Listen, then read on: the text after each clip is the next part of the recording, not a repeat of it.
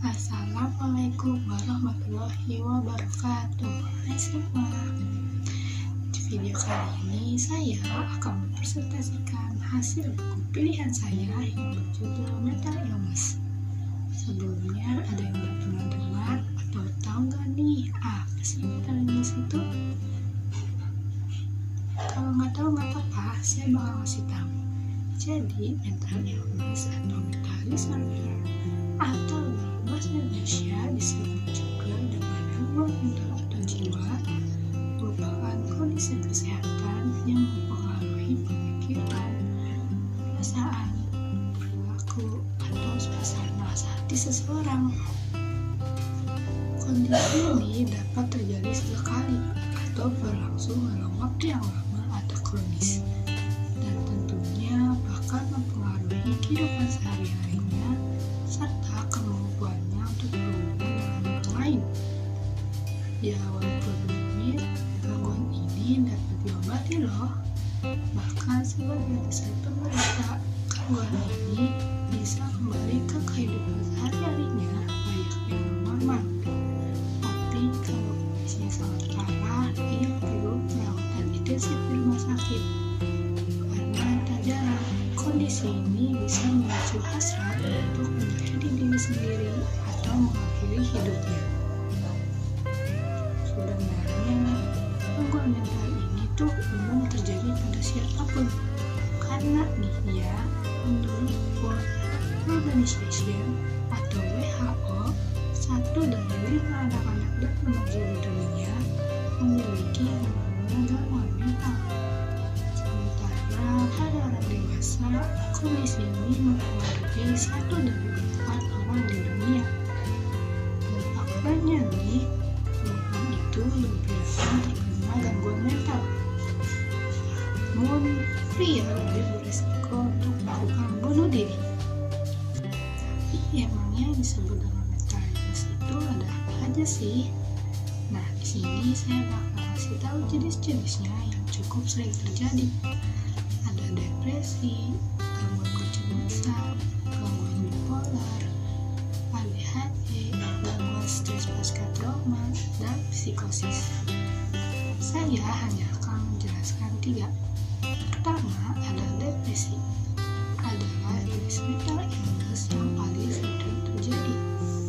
Beberapa jenis gangguan mental ini ditandai dengan kesedihan yang terlalu lama, bahkan penderitanya bisa merasa putus asa, bersalah, tidak berharga, tidak termotivasi, hingga berbagai keluhan fisik yang tidak jelas penyebabnya sampai berkeinginan bunuh diri.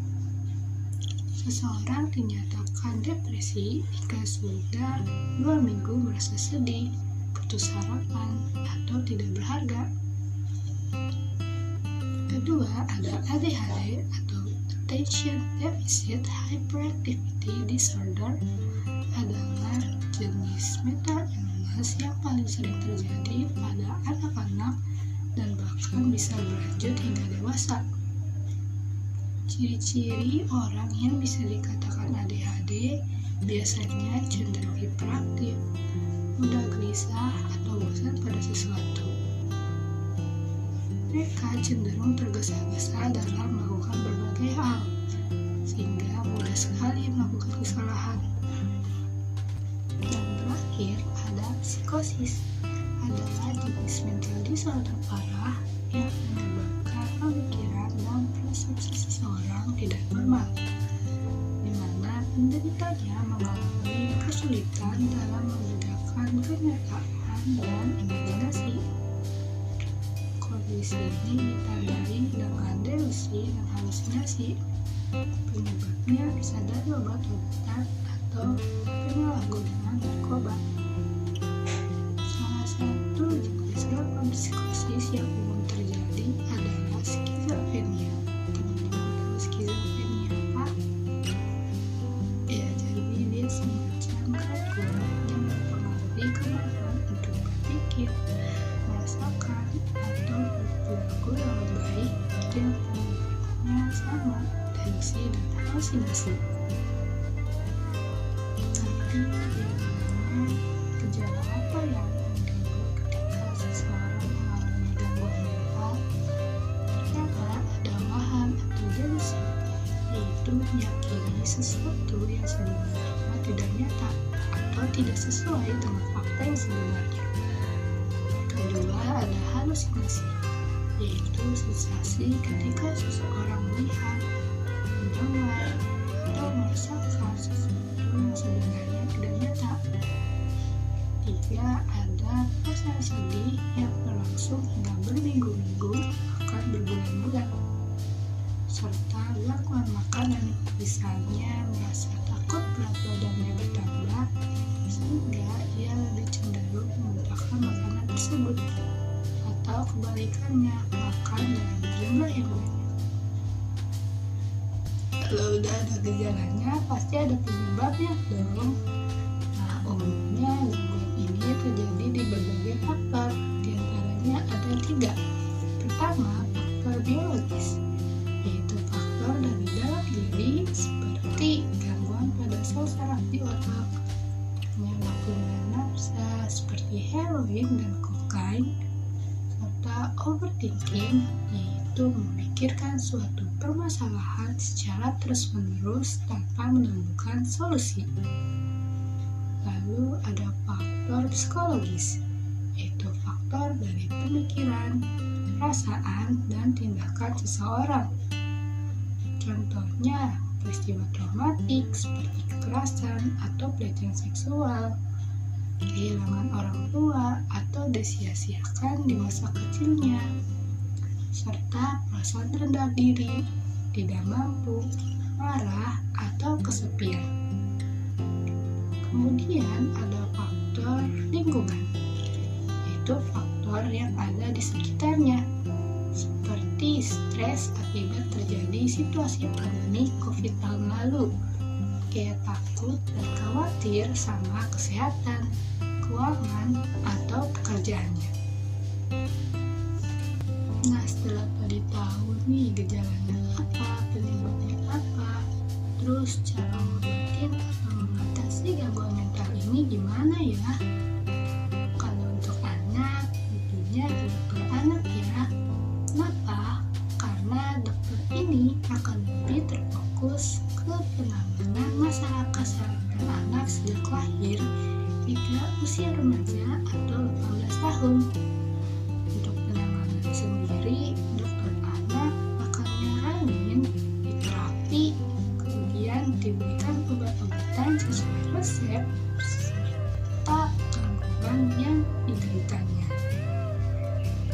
Lalu, untuk usia 19 tahun ke atas bisa ke psikoterapi. Dengan ke psikoterapi, penderita dan ahli kesehatan bakal berbicara tentang kondisi dan masalah apa yang mungkin mengganggu mentalnya.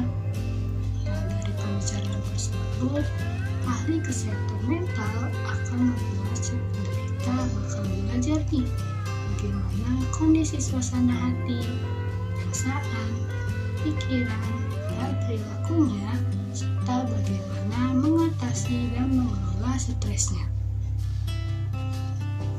Terus kalau kondisinya masih terjaga, nggak sampai teriak-teriak gitu, bisa perawatan dari rumah. Tapi sesuai sama yang disarankan oleh dokter ya, seperti terapi tanpa melewatkan satu sesi pun meski sudah terasa lebih baik. Praktikan gaya hidup sehat seperti menerapkan pola makan yang sehat, istirahat dan tidur yang cukup, serta aktivitas fisik yang teratur untuk menjaga kesehatan mental. Dan tidak lupa juga berkumpul dengan keluarga, kayak ngobrol-ngobrol gitu. Pokoknya jangan gengsi ya. Terus kalau kondisinya udah parah banget, dia perlu perawatan intensif. Jadi bisa dirawat di rumah sakit jiwa. Umumnya perawatan ini disarankan bagi penderita yang tidak bisa merawat diri sendiri dengan baik atau berada dalam kondisi bahaya karena kecenderungan melukai diri sendiri atau orang lain. Sebelum saya mengakhiri presentasinya, saya mau nanya dulu nih ke kalian. Tahu nggak sih perbedaan mental health sama mental illness apa?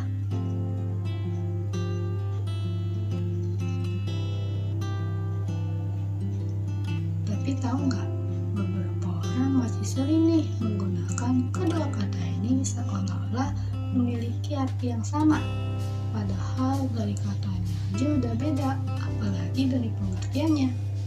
Kalau mental health sama sekali tidak memiliki penyakit mental, tapi lebih ke arah bagaimana cara mengendalikan emosi, pikiran, tindakan agar kesehatan mental tetap terjaga.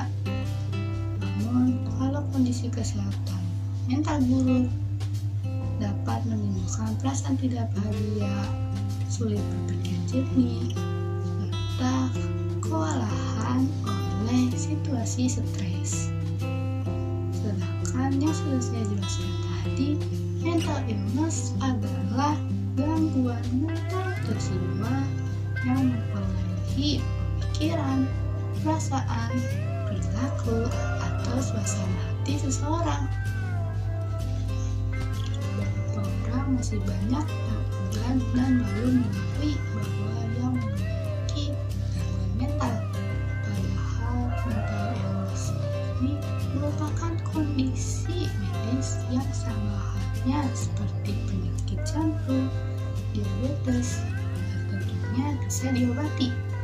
Jadi kalau kamu memiliki gangguan mental, kamu pasti merasa putus asa dan tidak berharga. Tapi kamu gak boleh menyerah ya, karena pengalaman ini bisa membuat orang atau bahkan kamu menjadi pribadi yang lebih kuat. Cukup sekian, kurang lebihnya saya mohon maaf. Wassalamualaikum warahmatullahi wabarakatuh.